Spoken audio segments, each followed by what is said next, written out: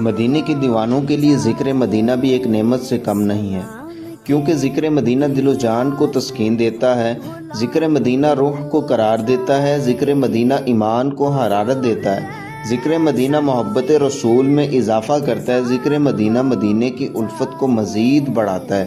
ذکر مدینہ شوق دیدار طیبہ کو ابھارتا ہے، ذکر مدینہ ایمان کو جلا یعنی نئی زندگی بخشتا ہے۔ یہی وجہ ہے کہ دنیا کی جتنی زبانوں میں جس قدر قصیدے مدینہ منورہ کے ہجر و فراق، جدائی اور اس کے دیدار کی تمنا میں پڑے گئے ہیں، اتنے دنیا کی کسی اور شہر یا خطے سرزمین کے لیے نہیں پڑے گئے۔ جسے ایک بار بھی مدینے کا دیدار ہو جاتا ہے وہ اپنے آپ کو بخت بیدار خوش قسمت سمجھتا ہے اور مدینے میں گزرے ہوئے حسین لمحات کو ہمیشہ کے لیے یادگار قرار دیتا ہے۔